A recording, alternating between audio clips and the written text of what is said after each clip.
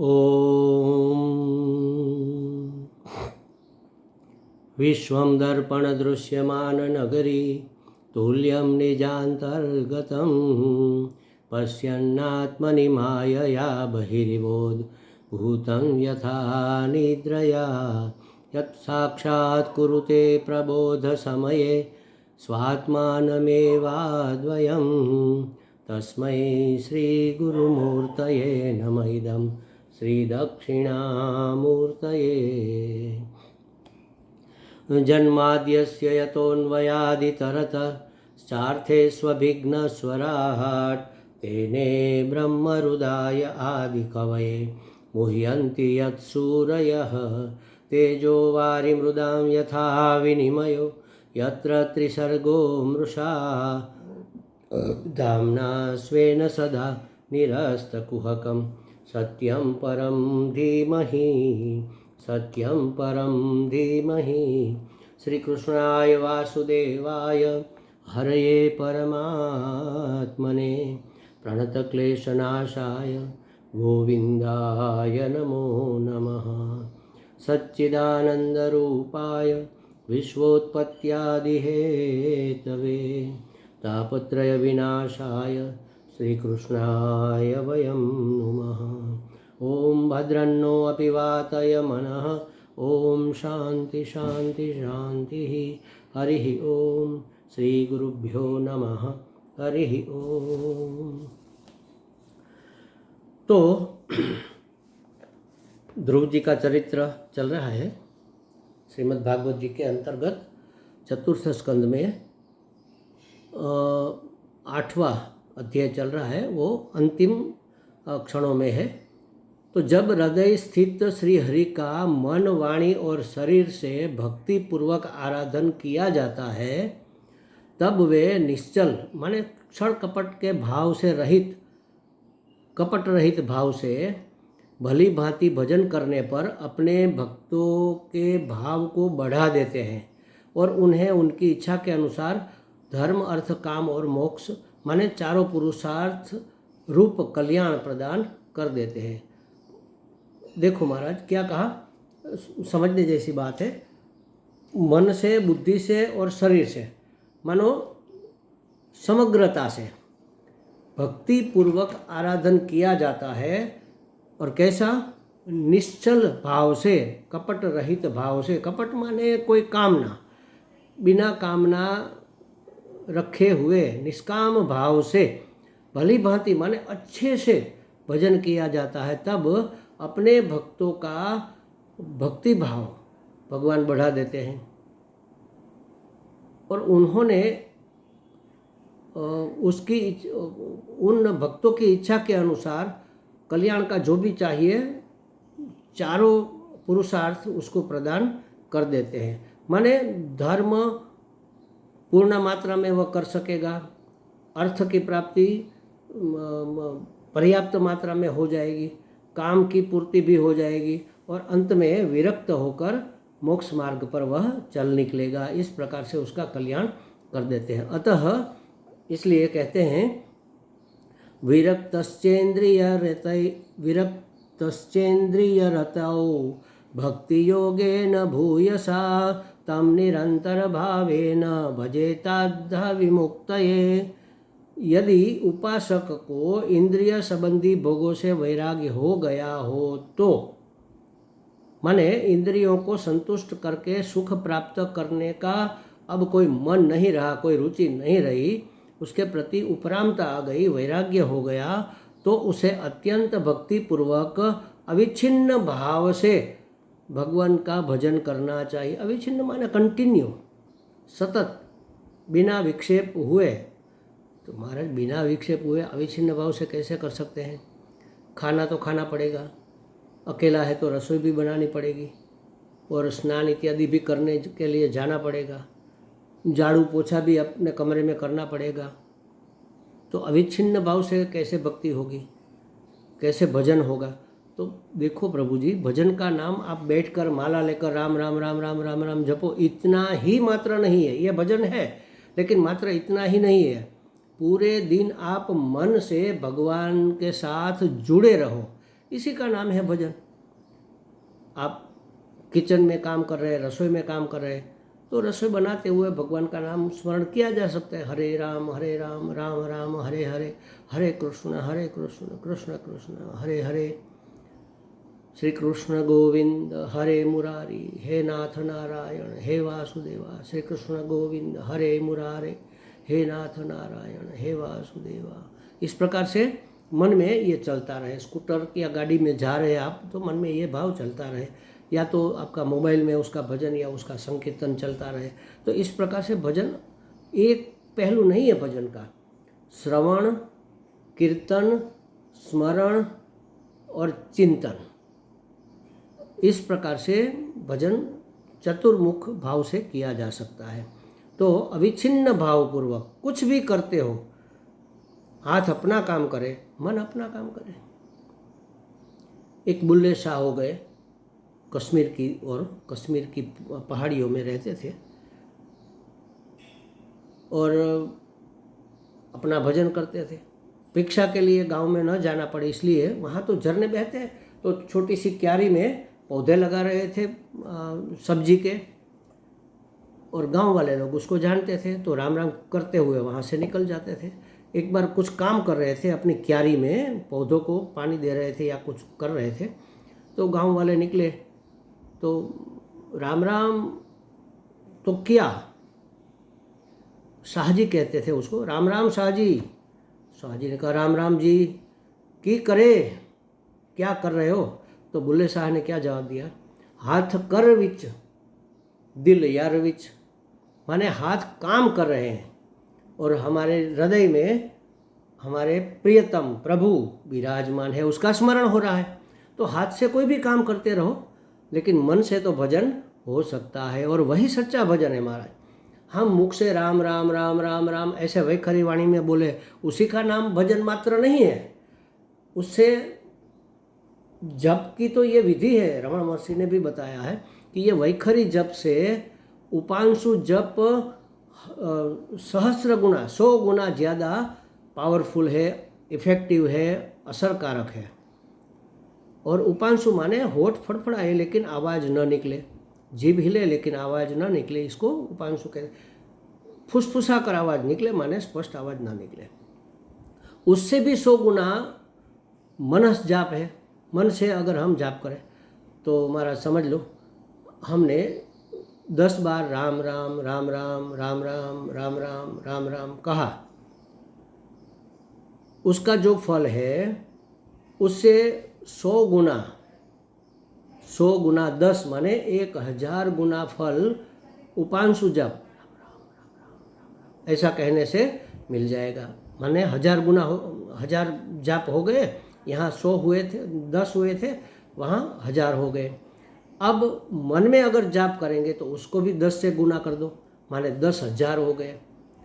तो महाराज एक राम कहने से और मन में एक बार राम कहने से क्या फ़र्क पड़ता है? 1000 गुना फर्क हो गया। तो कहते हैं कि अखंड भजन चलना चाहिए, अविच्छिन्न भाव से श्री भगवान का भजन करना चाहिए। अगर विषयों से वैराग्य हो गया है तो, अगर नहीं हुआ है तो आप कर ही नहीं पाओगे ना। विषयों में मन जाएगा, बार बार जाएगा, भूल जाएंगे नाम लेना, क्या खाना है, क्या पीना है, कहाँ जाना है, किसको मिलना है, क्या देखना है, क्या पाना है, क्या हटाना है, क्या सटाना है, यही विचार आते रहेंगे। कैसे मैं इस इंद्रियों को तृप्त करूं, कैसे मुझे सुंदर दृश्य दिख जाए, कैसे मुझे मधुर स्वर सुनाई दी जाए, कैसे मुझे स्वाद मिल जाए, कैसे मुझे खुशबू मिल जाए, कैसे मुझे मधुर कोमल स्पर्श प्राप्त हो, यही विचार मन करता रहेगा। लेकिन अगर इंद्रियों से उपराम है, हमारी इंद्रियां विषयों से उपराम है, तो आप अविच्छिन्न भाव से, अखंड भाव से भजन कर सकते हो। तो इस प्रकार से भजन चलना चाहिए। तो देवर्षि से इस प्रकार का उपदेश पाकर ध्रुव जी ने उन्हें प्रणाम किया और मधुवन की ओर चल पड़े, विदा लेकर चल पड़े, चलो हम अब भजन करेंगे। नारद जी राजा उतानपाद के पास गए। राजा अपने बच्चे का तिरस्कार करने का पश्चाताप कर रहे थे कि अरे, स्त्री के वशीभूत होकर मैंने बड़ी दुष्टता की, अपने 5 वर्ष के छोटे से बेटे का तिरस्कार कर दिया। पिता तो पिता है, पिता के हृदय में तो प्रेम उमड़ता है, लेकिन वह जो सौतेली माँ थी उससे ज़्यादा लगाव था, उसके वश में थे राजा, इसलिए बच्चे का तिरस्कार कर दिया और फिर बाद में पश्चाताप होने लगा। चिंता कर रहे थे, करे मेरा छोटा सा बच्चा 5 साल का बच्चा कहाँ गया होगा, क्या करता होगा। तब नारद जी पहुँचे और कहा कि तुम बेटे की चिंता छोड़ दो, उसके रक्षक तो भगवान है, और जिसके भगवान रक्षक है उसको क्या हो सकता है। तुम्हें उसके प्रभाव का पता नहीं है। बताया कि तुम्हारा बेटा ऐसा वैसा नहीं है, तुम्हें उनके प्रभाव का पता नहीं है। उसका यश समग्र संसार में फैलने जा रहा है। तो वह संतुष्ट हो गए। नारद जी के इस कथन को सुनकर राजा को कुछ संतोष हुआ, फिर भी थोड़ा अफसोस तो रह गया कि बेटे को हमने निकल जाने दिया माने, तो थोड़ा संतोष तो हुआ, चलो उसका यह समग्र विश्व में फैलने जा रहा है, उसका प्रभाव बड़ा अच्छा है, भगवान उसके रक्षक है, तब तो कोई चिंता की बात नहीं। इधर ध्रुव जी ने जाकर यमुना जी में स्नान किया और गुरु के आदेश के अनुसार एकाग्र चित्त से भगवान का भजन करने लगे। कैसे करने लगे? जैसे गुरु जी ने बताया था वैसे, मनमुखी भाव से नहीं महाराज। अच्छा, मनमुखी भाव से हम राम राम राम राम करेंगे तो फल नहीं मिलेगा? मिलेगा, जरूर मिलेगा। कोई प्रयत्न, कोई कार्य व्यर्थ नहीं जाता। लेकिन गुरु के मुख से अगर हमने आदेश प्राप्त किया कि भाई तुम राम राम भजो, और फिर हम राम राम भजते हैं, तो हमारा प्रयत्न, हमारी साधना में गुरु की आज्ञा पालन का, गुरु के अनुग्रह का, गुरु के पुण्य प्रताप का फोर्स हमें मिलेगा, उसका बल मिलेगा, तो हमारी साधना जल्दी सफल होगी। इसलिए कहा कि गुरु के आदेश अनुसार एकाग्र चित्त से श्री भगवान का भजन करने लगे। गुरु के आदेश का क्या महत्व है? देखो, आजकल के लोग तो ये भी कहते हैं अब गुरु की क्या आवश्यकता है, वो कोई भगवान को मिलाने के एजेंट थोड़े ही है। अरे महाराज, एजेंट की बात नहीं है, उन्होंने ये प्राप्त करके देखा है, वह जानते हैं कि कैसे प्राप्त किया, उन्होंने रास्ता देखा है, हमने तो देखा नहीं है। अनजान मार्ग पर जाना चलना है तो कोई मार्गदर्शक तो चाहिए। अगर मार्गदर्शक होगा तो हम जल्दी पहुंच जाएंगे, वरना भटकते रहेंगे। कई जन्मों से तो भटक रहे हैं ना, इतने जन्म तो हो गए। अच्छा महाराज, कितने जन्म हो गए? अरे महाराज, सृष्टि शुरू हुई तब से हम इस पृथ्वी पर जन्म लेते रहे, अनेक योनियों में गए। राम कृष्ण सबके समय में हम थे, और फिर भी कुछ हमारा नहीं हुआ। अगर हुआ होता और मुक्त हो गए होते तो आज नहीं होते, उस समय भी नहीं समझे। अब तो थोड़ी बहुत भगवान ने अक्ल दी है, थोड़ा विवेक हुआ है, धीरे धीरे सीखते सीखते यहाँ तक पहुँचे हैं, तो भजन कर लेना चाहिए। और फिर उसमें अहंकार कैसा कि हम किसी को गुरु क्यों माने, हम किसी को नमस्कार क्यों करें? अरे भी करोगे तो तुम्हारा क्या कम हो जाएगा? तुम्हारा अहंकार पिघलेगा, ये तो अच्छी बात है। अहंकार को मिटाना ही तो साधना है, और मार्गदर्शन भी मिलेगा कि इस प्रकार से करो, और उसके पुण्य प्रताप का बल भी मिलेगा, अनुग्रह का, कृपा का बल भी मिलेगा। तो इसमें नुकसान ही क्या है? जांच परख कर करो गुरु, कभी ऐसे वैसे पचड़े में मत पड़ जाओ, ये तो ठीक है। जांच लो, परख लो, और फिर गुरु के रूप में उसको स्वीकार करो। क्या जाने कैसे जांचे महाराज, कैसे परखे गुरु को कि कौन सही गुरु है, कौन सही गुरु नहीं है? तो उसके लिए हमने कई बार कहा है कि जैसे हमें संन्यास लेते वक्त 3 ऐषणाओं को त्याग करना होता है। ऐषणा माने तीव्र इच्छा, तृष्णा समझ लो, कि उसके बगैर हम रह नहीं पाते। बार बार उसी के बारे में चिंतन करते हैं, उसी की प्राप्ति का प्रयत्न करते हैं, उसका भोग करते हैं और संग्रह करते हैं। कौन सी 3 ऐषणा है? जैसे हम कई बार अपने शब्दों में कहते हैं, पैसे पद और परिवार की चिंता, माने पैसे पद और परिवार की ऐषणा। पैसे माने वित्तेषणा, पद माने लोकेषणा, और परिवार माने पुत्रेषणा। तो वित्तेषणा, पुत्रेषणा, लोकेषणा का त्याग अगर हमें दिखता है किसी महात्मा में, तो उसको गुरु स्वीकार करना चाहिए। उसको पैसे की पड़ी नहीं है, पैसे के पीछे वो भाग नहीं रहा है, पैसे के लिए कुछ कर नहीं रहा है, सीधे या इनडायरेक्टली पैसे के लिए किसी को वो प्रेरित कर नहीं रहा है, दक्षिणा के लिए, दान के लिए, किसी के लिए। और मेरे बहुत सारे शिष्य हो जाए, मैं बड़ा महात्मा बन जाऊं, ऐसी कोई ऐषणा, पुत्रेषणा या लोकेषणा नहीं है। मैं बड़ा कहलाऊं, बड़ा ज्ञानी बन जाऊं, क्या कहते हैं वो, श्री श्री श्री श्री श्री हो जाओ, महा महा महा महामंडलेश्वर हो जाओ, ऐसी कोई रचना नहीं है। तो ऐसे महात्मा को हम गुरु मान सकते हैं। अगर वह ज्ञानी है और शुद्ध हृदय पूर्वक हमें स्वीकार करना चाहते हैं तो हम उसको गुरु स्वीकार करना चाहिए। तो गुरु के आदेश अनुसार एकाग्र चित्त से भजन करने लगे। भजन माने जप करने लगे, स्मरण करने लगे, चिंतन करने लगे, कीर्तन करने लगे, ये सब। तीन दिन के बाद कैसे उन्होंने तपस्या की, तो कहा कि तीन दिन के बाद कपित्थ माने कैथ और बदर माने बेर खाकर उसने उपासना में 1 महीना व्यतीत किया। माने भोजन पर कंट्रोल करने लगे, मन पर कंट्रोल करने लगे, इंद्रियों का संयम करने लगे। देखो, फल भी वे स्वादिष्ट दृष्टि से नहीं, तपस्या की दृष्टि से, माने जितने से जीवन निर्वाह हो जाए उतना ही खा रहे थे। उपासना के दरमियान फलाहार जिह्वा की तृप्ति के लिए नहीं किया जाता महाराज। आजकल तो क्या है, सब फराली मिलता है, डोसा भी, पिज्ज़ा भी, ये कैसे, ये फराली है। अरे फराली डोसा खाना है तो फिर उपवास करते ही क्यों महाराज? उपवास का मतलब ही यही है कि उपवासनम माने भगवान के करीब रहना और टिके रहने के लिए, अपने शरीर की आवश्यकता को संतुष्ट करने के लिए फलों का आहार किया जाए, उसको फलाहार कहते हैं। साबूदाना की खिचड़ी खाने को फलाहार नहीं कहते महाराज। या तो आप दूध पियो या फलों का आहार करो। तो इस प्रकार जीवा की तृप्ति के लिए उपवास के दरमियान फलाहार नहीं किया जाता। अब 1 महीना तो ऐसे बीता। दूसरे महीने ध्रुव जी ने छठे दिन वृक्षों के गिरे हुए पत्ते और सूखी घास खा के अपनी साधना करने लगे। सूखे पत्ते माने गिरे पत्ते जो जड़कर गिर जाते, सूखे नहीं है तो भी, और सूखी घास माने उसमें अगर जीव हिंसा अगर हम मानते हैं घास को काटने में, तो वो भी उन्होंने नहीं किया। उसमें भी शायद थोड़ा स्वाद रस होगा, तो नीरस होकर उन्होंने अपना जीवन तीसरे महीने 90 दिन और चौथे महीने में 12वें दिन केवल पानी पीकर समाधि योग के द्वारा आराधन करने, समाधि में चले गए, बैठ गए, बस मन को एकाग्र करके सिर्फ पानी लिया। उसके बाद वे जित श्वास हो गए, माने वायु भक्षण करने लगे, पानी भी छोड़ दिया, वायु भक्षी हो गए। 5वें महीना होने पर उन्होंने श्वास को भी रोक दिया। वैसे भी समाधि में जब महात्मा जाते हैं तो श्वास चलती है या नहीं चलती पता ही नहीं चलता। सांस लिया, अंदर कुंभक किया, फिर कितनी देर रहेगा कुंभक, वो तो रहेगा लंबे समय तक।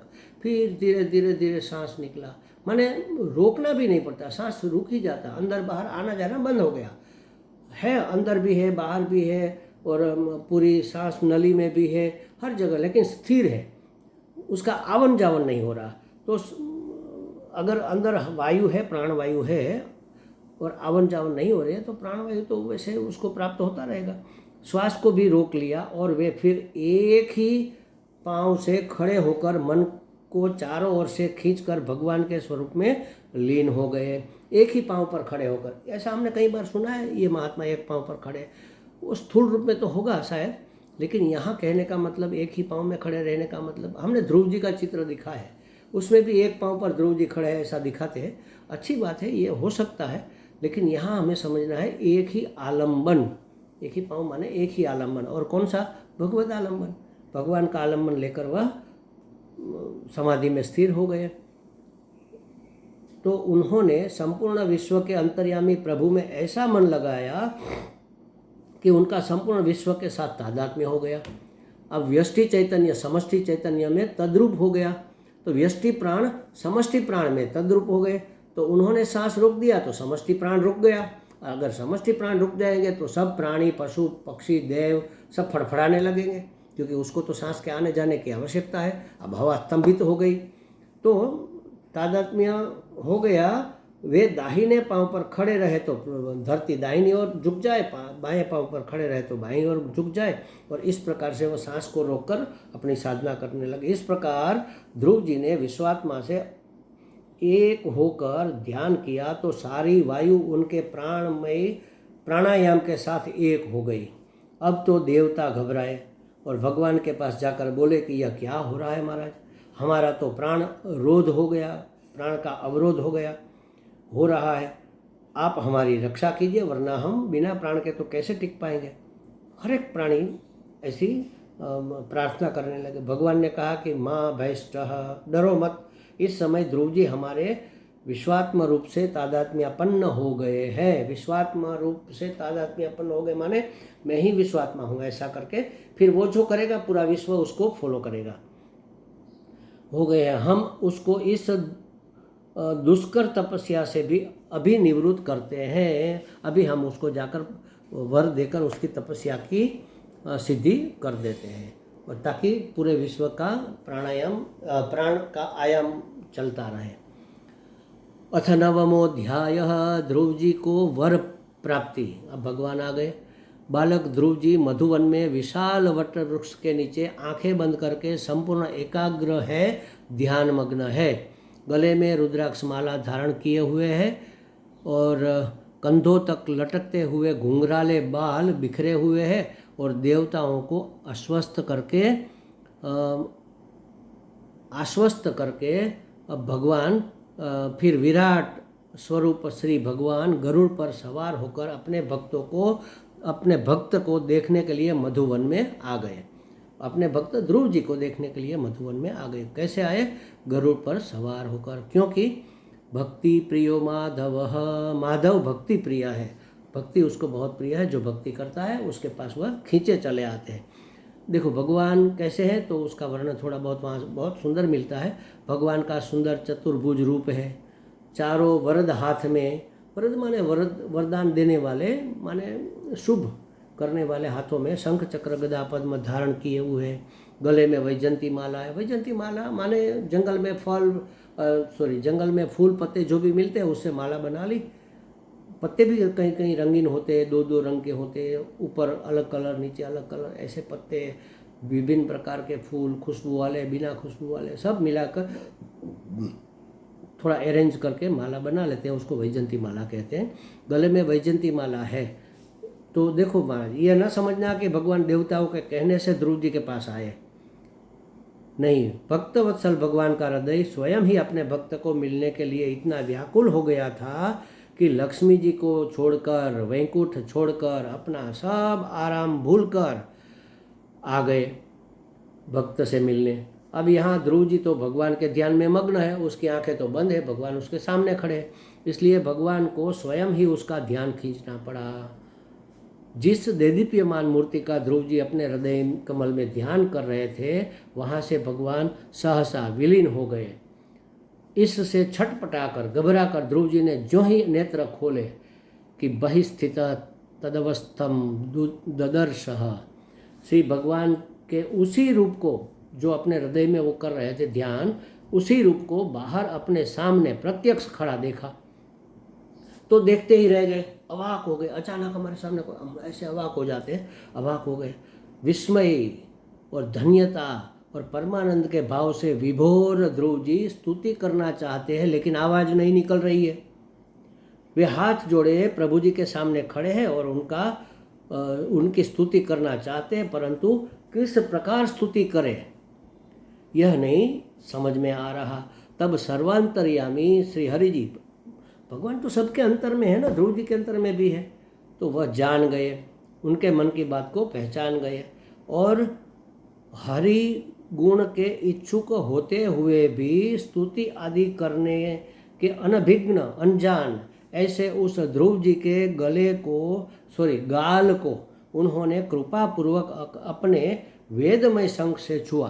भगवान ने अपना शंख ध्रुव जी के गाल को स्पर्श करवाया, तो ध्रुव जी को सरस्वती की कृपा मिल गई, उसकी वाणी वेदमयी वाणी निकलने लगी। देखो यहाँ स्पर्श क्या है कि ये प्यार का प्रकटीकरण है। जैसे छोटे बच्चे हैं, हमें उसको प्यार करना है तो कैसे करेंगे? उसके गाल को ऐसे छुएंगे, कैसे हो, ऐसा करके, या तो उसके सर पर हाथ फेरेंगे। तो इस तरह से हम प्यार करते हैं बच्चों को, या जो निर्दोष है उसको।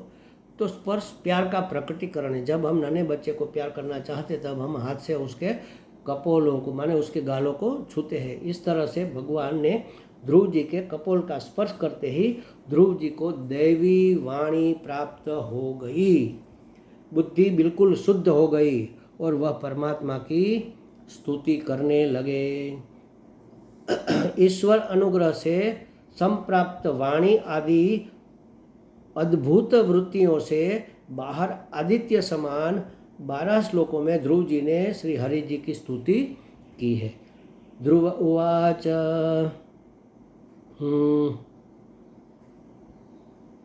योऽन्तः प्रविश्य मम वाचमिमां सुषुप्तां सञ्जीवयत्यखिलशक्तिधरस्वधाम्ना अन्यांश्च हस्तचरणश्रवणत्वागदीन प्राणान्नमो भगवते पुरुषाय तुभ्यम्। क्या कहते हैं ध्रुव जी कि आप अखिल शक्तिधर सर्वशक्ति संपन्न है। आप ही मेरे अंतः प्रविश्य मेरे अंतर में प्रवेश करके स्वधामना अपने तेज से मेरी इस प्रसुप्ताम सोई हुई वाणी को वाग देवता को सजीवन करते हैं तथा हाथ पांव कान त्वक आदि अन्य इंद्रियों को एवं प्राणों को भी चेतना प्रदान करते हैं। मैं आप अंतर्यामी श्री भगवान को प्रणाम करता हूँ। भगवान सामने है लेकिन क्या कहते हैं उसको? अंतर्यामी। आप ही मेरे अंदर रसे बसे। अगर चैतन्य की कृपा न हो, चैतन्य का समर्थन न मिले तो हमारे कोई अंग काम नहीं कर सकता। इसलिए कहा कि आप सर्वशक्ति संपन्न हो। आप ही की शक्ति से सत्ता स्फूर्ति से मैं सत्ता स्फूर्तिवान हूँ।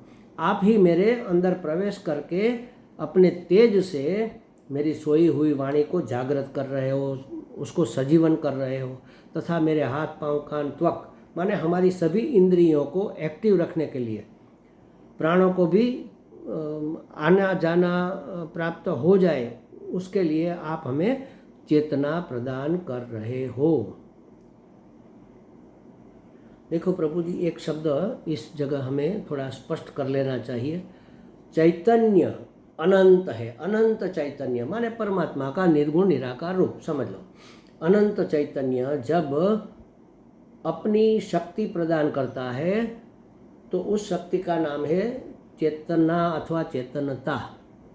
चैतन्य की चेतना, और चैतन्य की चेतना प्राप्त होते ही, चैतन्य की चेतनता प्राप्त होते ही जीव चेतन हो जाता है। चैतन्य चेतना चेतन, चैतन्य की चेतना से जीव चेतन हो उठता है। चेतन माने सजीव। तो ये तीनों शब्द हमें ठीक से समझ लेने चाहिए। वैसे एक दूसरे की जगह इसका उपयोग भी किया जा सकता है, कई बार होता भी है, लेकिन ये स्पष्ट होना चाहिए हमारे दिमाग में कि अनंत चैतन्य की चेतना से, अनंत चैतन्य की चेतनता से हम चेतनवंत है। वंत माने वाले, चेतन वाले है माने हम चेतन है। तो इस प्रकार ध्रुव जी ने स्तुति की। यह जो श्लोक है ना ध्रुव जी की स्तुति का, यह अत्यंत प्रसिद्ध श्लोक पूजा आराधना आदि में भी उच्चारण किया जाता है। भगवान की पूजा करनी है तो इस श्लोक से की जा सकती है। आगे बहुत लंबी स्तुति, बहुत सुंदर स्तुति ध्रुव जी ने की है, इसकी चर्चा हम कल करेंगे। ओम पूर्णमदः पूर्णमिदं पूर्णात् पूर्णमुदच्यते पूर्णस्य पूर्णमादाय पूर्णमेवावशिष्यते। ओम शांति शांति शांति। हरि ओम। श्री गुरुभ्यो नमः। हरि ओम।